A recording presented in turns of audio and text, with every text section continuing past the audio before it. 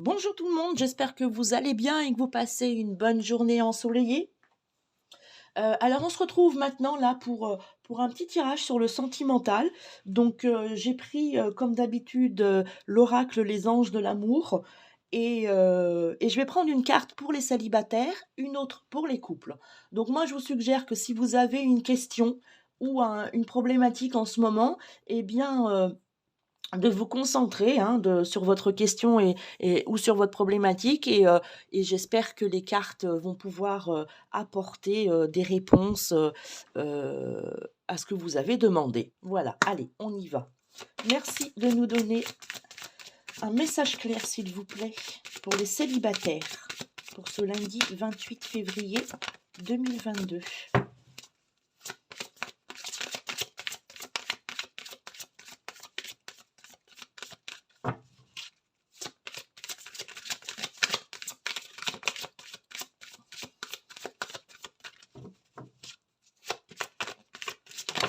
Hop, voilà. Et pour les couples, merci de nous donner un message clair pour les couples, s'il vous plaît.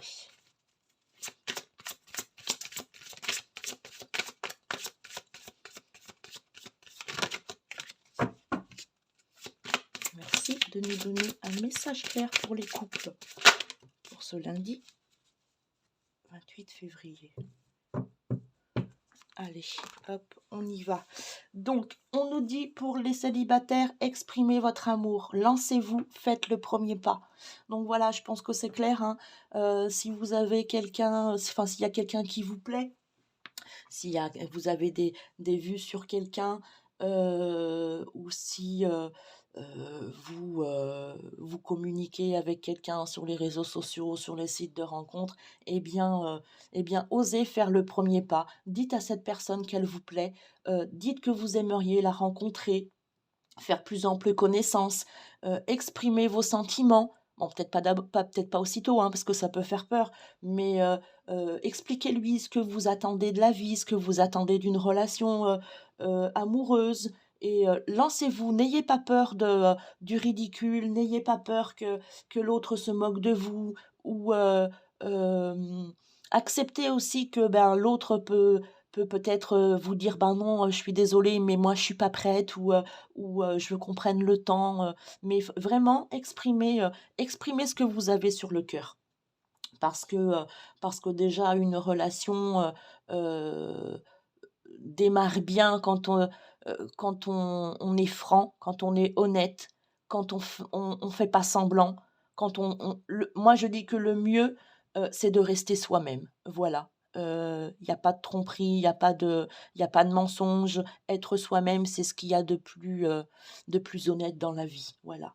Donc je vais vous lire quand même ce que vous dit le petit livret sur cette carte et, euh, et on va voir ce que eux ils peuvent nous conseiller, les petits anges de l'amour. Alors, page 47. Cette carte vous presse de prendre l'initiative de votre vie amoureuse. Vous devrez vraisemblablement contacter une personne qui vous plaît pour lui proposer un rendez-vous. Cela peut aussi représenter un envoi de fleurs, de poèmes ou de cadeaux à celui ou celle que vous aimez. Quand vous exprimez votre amour, vos sentiments s'écoulent en vous. Vous devenez le premier bénéficiaire de vos dispositions romantiques parce que vous appréciez ce qu'elles vous font ressentir au plus haut degré. Plus vous donnez de l'amour, plus vous en recevez. Assurez-vous toutefois que vous êtes suffisamment ouvert pour accueillir ce don de Dieu, des anges et des autres personnes. Oui, voilà, ils le disent aussi, il faut vraiment que pour faire ces démarches, entre guillemets, il faut aussi que vous soyez prêt à entamer une relation amoureuse, à être prêt à recevoir l'amour de l'autre et tout ce qui va avec. Donc osez exprimer votre amour et proposer des rendez-vous, laissez-vous aller. Voilà, alors on passe pour les couples. Donc les couples, c'est un peu plus compliqué, Ils disent laissez partir votre ex. Le temps est venu de purifier votre énergie. Voilà, je pense que dans certains couples, peut-être, il y a toujours peut-être des petites pensées pour une ex ou un ex. Et ça, c'est pas honnête, c'est pas bien. Donc ça peut même entre guillemets, non, même pas entre guillemets, ça peut même, franchement, nuire à votre relation amoureuse, que vous vivez en ce moment.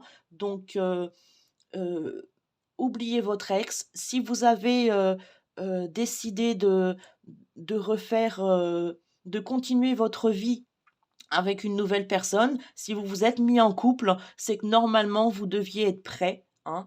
Normalement, l'ex était loin derrière vous et moi je dis que, on peut pas se mettre avec quelqu'un si on n'a pas encore fait le deuil de la rupture, de la relation précédente.